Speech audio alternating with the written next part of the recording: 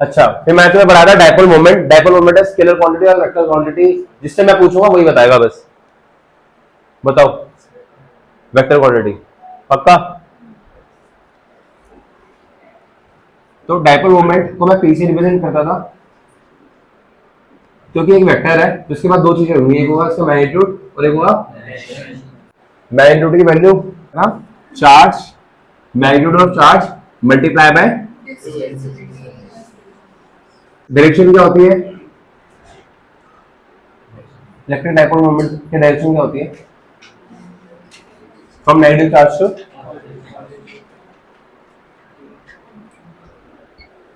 सबको क्लियर था ये। तो अगर इसमें डिस्टेंस 2l है और तो इसका मैग्नीट्यूड कितना होगा, q इंटू सर ऑपोजिट होती है ना इसकी डायरेक्शन, इलेक्ट्रिक फील्ड मतलब जैसे क्योंकि electric field is positive to negative, dipole और इसकी ऑपोजिट होती है ना, डायपोल और किसकी, डायपोल और इलेक्ट्रिक फील्ड की ऑपोजिट होती है ना डायरेक्शन। कौन सी इलेक्ट्रिक फील्ड है, नॉर्मल इलेक्ट्रिक फील्ड होती है, जो जनरल हम लेते हैं कि इलेक्ट्रिक फील्ड पॉजिटिव चार्ज से अवे होती है, नेगेटिव चार्ज से टुवर्ड्स होती है ना। इस सिस्टम में तो इस पूरे सिस्टम का इलेक्ट्रिक फील्ड कैलकुलेट करूंगा ना। तुम अगर पॉजिटिव चार्ज से बोल रहे हो, मतलब तुम कैसे बोलना चाहते हो, इलेक्ट्रिक फील्ड होती है पॉजिटिव से नेगेटिव, पॉजिटिव चार्ज से नेगेटिव चार्ज, ये कैसे पॉजिटिव है तो ऑपोजिट होगी। हाँ तुम ये कह सकते हो है ना। हाँ, उसके टर्म से बात होगी नहीं। अभी हम बात करेंगे जो डायपोल मोमेंट है उसकी डायरेक्शन नेगेटिव टू पॉजिटिव है। यहाँ पर इलेक्ट्रिक फील्ड दो पॉइंट्स में निकलेंगे, एक एक्सियल और एक वो इक्वेटोरियल। वहां पर बात करेंगे कि डायपोल का डायरेक्शन उस इलेक्ट्रिक फील्ड के एक्सियल के पैरेलल है फिर अपोजिट है। आया समझ, ठीक है।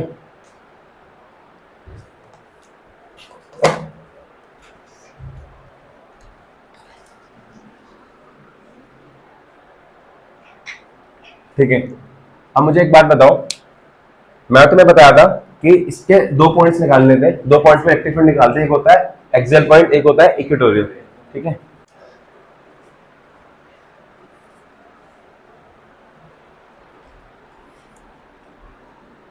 माइनस क्यू चार्ज है ना, मैं हमेशा पॉइंट आर से ही लूंगा, तुम्हारे यही से डेरिवेशन है। अगर मैं इसी एक्सिस पे कोई पॉइंट ले रहा हूं उस पर इलेक्ट्रिक फील्ड निकालना, तो कौन सा पॉइंट होता है, एक्सियल पॉइंट। कैसा पॉइंट है ये, एक्सियल पॉइंट है। इसका डिस्टेंस इस मिड पॉइंट से आर है, क्या है आर, और ये एल है। ए लिखना है क्या तुम लोगों को, ए का मन कर रहा है, जो मैं लिख रही हूं इसमें ए करके रहते हैं। ये याद है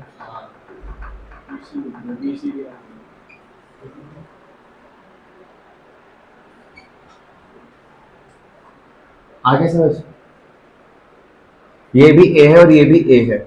अब मुझे एक बात बताओ कि यहां से ये आर है और ये इतना ए है, तो क्यू से डिस्टेंस कितना होगा। एक काम करो, इसको ओ कर दो और इसको ए बी कर दो ताकि तुम्हें ध्यान रहे। तो तुम्हारा जो और ये एम कर दो, तुम्हें ये पता है ये जो तुम्हारा ओ एम है वो किसके बराबर है, आर के इक्वल है। और तो तुम्हारा ओ बी होगा वो क्या होगा, ये जो ओ बी होगा ये तुम्हारा होगा this O M minus M B, मतलब ओ एम किसके बराबर था, आर माइनस ए। किसी को दिक्कत नहीं परेशानी। और यहां से डिस्टेंस ओ ए किसके बराबर होगा, वो लिखा आएगा आर प्लस, कोई दिक्कत कोई परेशानी, समझिए आगे, कोई दिक्कत कोई परेशानी। अब तुम्हें यहां से डिस्टेंस पता चल गया कि डिस्टेंस है तुम्हारा आर माइनस ए और ये डिस्टेंस है तुम्हारा R plus A. Electric field R minus A और ये हो गया आर प्लस ए। अब इलेक्ट्रिक फील्ड क्यू चार्ज से अवे होती है, पॉजिटिव चार्ज से अवे होती है, मतलब इसकी वजह से इलेक्ट्रिक फील्ड इधर होगा, क्यू की वजह से किधर होगा, इधर की साइड अवे, और नेगेटिव चार्ज के। और यहाँ पे इलेक्ट्रिक फील्ड कैसी क्वांटिटी है, वेक्टर क्वांटिटी, तो यहाँ पर क्या होगा, इन दोनों का वेक्टर सम होगा। तो मैं ये लिख सकता हूं कि जो ई नेट होगा this will be basically E Q plus E of minus Q, लिख सकता हूं। अब मुझे एक बात बताओ, इस क्यू चार्ज की जैसे इलेक्ट्रिक फील्ड डायरेक्शन तो मैंने बता दी, पर मैग्नीट्यूड क्या होगा, किसी भी क्यू चार्ज से आर डिस्टेंस पे जो इलेक्ट्रिक फील्ड की वैल्यू होती है के क्यू बाय आर स्क्वायर। तो क्यू, इस क्यू चार्ज से डिस्टेंस कितना है,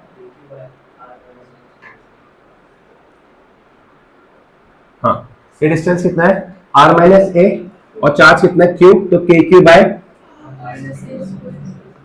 आई कैप माइनस आई कैप, कौन है माइनस आई कैप, प्लस होगा ना क्यू इधर की साइड में, और माइनस की वजह से क्या होगा के क्यू आर प्लस ए का, मतलब माइनस के क्यू आर प्लस ए का होल स्क्वायर। ठीक है, तो यहां पर ये वैल्यूज मैं क्या करता हूँ, पुट कर देता हूँ। ठीक है, इसको 1 ले लो, इसको 2 ले लो, तो कितना हो जाएगा के क्यू आर माइनस ए का होल स्क्वायर आई कैप माइनस के क्यू आर प्लस ए का, इसमें से क्या कॉमन आ जाएगा के क्यू, अंदर क्या बचेगा 1 माइनस आर माइनस ए का,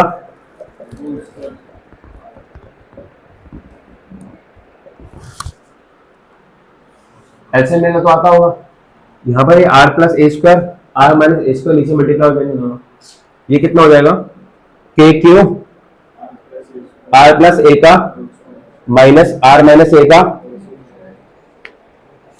आर माइनस ए का होल स्क्वायर। देखो फिजिक्स कहां पर लगी है, फिजिक्स तुम्हारी एक तो यहां लगी है, एक यहां लगी है और एक यहां लगी है, बाकी जो भी लग रहा है प्योर मैथ्स है। ठीक है, अच्छा हम निकाल किस पे रहे, एक्सेल पॉइंट पे। आगे सॉल्व करूंगा तो कितना आएगा, ये आया यहां पर तुम्हारा के क्यू ऊपर आर प्लस ए का होल स्क्वायर आर माइनस ए का होल स्क्वायर है। ठीक है, तो अगर इसको ओपन करोगे तो क्या आ जाएगा R square plus A square plus 2ar minus R square plus A square minus 2ar, उस पूरे के आगे माइनस है तो साइन से हो जाएगा minus R square minus A square plus 2ar, और नीचे क्या बचेगा, देखो नीचे मैं ऐसे लिख सकता हूं आर, देखो ए स्क्वायर बी स्क्वायर को तुम ऐसे लिख सकते हो ना ए बी का होल स्क्वायर, ऐसे आर माइनस ए का होल स्क्वायर है और आर प्लस ए का होल स्क्वायर है, तो उसको ऐसे लिख सकता हूं R minus A R plus A इस पूरे का, ये समझ आया। अरे सीधा लगा सकता हूँ, आधे लेट जाएंगे, आराम से जान दो मुझे।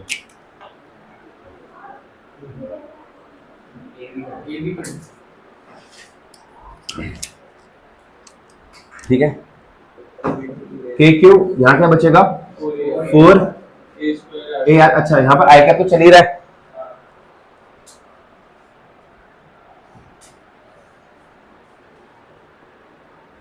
नीचे क्या बचेगा, देखो ये a माइनस बी और a प्लस बी है, a minus B a plus B की आइडेंटिटी क्या होती है ए स्क्वायर माइनस, तो नीचे क्या हो जाएगा R square minus A square इस पूरे का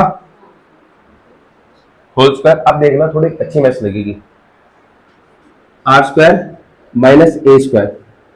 ठीक है, इसमें से अगर मैं आर स्क्वायर कॉमन निकाल लूं तो यहां बचेगा 1 minus A square by R square.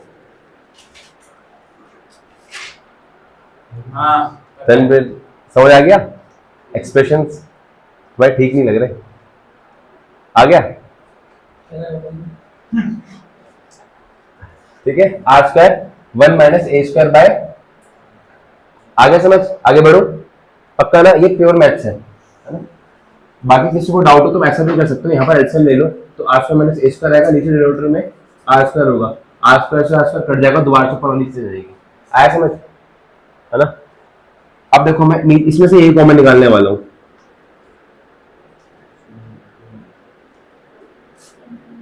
अच्छा एक और चीज यहाँ पर सीधा बता देता हूँ मैं, ज्यादा कंफ्यूज ना हो तो। देखो R square minus A square है, अगर आर की वैल्यू, अगर मेरा आर की value much much greater than है ए, है ना, मान लो एक को मैं 1 को मैं 1 लाख से डिवाइड कर रहा हूं तो क्या आएगा 0.0001, है ना। तो A by R approximate equal to 0 आएगा। समझ रहे हो, ए बहुत छोटा, आर बहुत बड़ा है, मैं बहुत छोटे नंबर को बहुत बड़े नंबर से डिवाइड कर रहा हूँ, तो अप्रोक्सीमेट इक्वल टू 0 आएगा। उसका भी मैं स्क्वायर कर रहा हूँ तो और 0 के पास आ जाएगा। तो मैं लिख सकता हूँ कि इस प्रॉपर्टी के कारण A square by R square approximate equal to 0 होगा। क्या होगा अप्रोक्सीमेट इक्वल टू, और 1 में से मैं 0 माइनस करूंगा, मतलब 1 minus A square by R square approximately equal to 1 होगा। लिख सकता हूं। क्यों कर पा रहा हूं मैं, क्योंकि आर को मैंने क्या माना है, बहुत बड़ा है वो एज कम्पेयर टू ए, क्योंकि इलेक्ट्रिक डायपोल में ऐसे ही होता है, दो एटम के डिस्टेंस होता है काफी कम होता है ना, तो डायपोल निकाले जब जाता है जब ये डिस्टेंस जो होता है काफी कम होता है, आया समझ। तो आर डिस्टेंस, जब जो डिस्टेंस ए है वो काफी कम है एज कम्पेयर टू आर, ठीक है। तो मतलब मैंने सिंपल सी चीज है, R square minus A square को ऐसे लिखा, उसके बाद मैंने अप्रोक्सीमेशन लगा के इस पूरी चीज को क्या लिख दिया, बल, है ना। यहाँ पर क्या बच जाए, तो ये चीज क्या हो जाएगी तुम्हारी, देखो ये आर स्क्वायर का, यहाँ पर था 1 minus A square by R square, ये पूरी चीज तुमने कितने कर दिया 1, तो ये R square minus A square ultimately किसके बराबर आ गया, आर स्क्वायर का। तो आप ऐसे भी तो कर सकते थे कि आप अज्यूम पहले कर लेते कि ए जो है वो आर से बहुत छोटा रहेगा, हाँ तो ए स्क्वायर भी आर से छोटा हो जाएगा, तो वो अप्रोक्सीमेटली अगर 0, हाँ हाँ, पर मैथमेटिक्स में से डिवीजन करके दिखाया जाता है, आया समझ। कोई दिक्कत, कोई परेशानी, किसी को दिक्कत इस पॉइंट पे। हाँ नोट्स में है, ये तो रहे नोट्स, ठीक है। अब मतलब मैंने ultimately R square minus A square को किसके इक्वल कर दिया था, आर स्क्वायर के, और इसके ऊपर एक और क्या है, square, R square minus A square R square के बराबर आया ना, इस पूरी चीज के ऊपर भी क्या है भी, तो कितना हो जाएगा,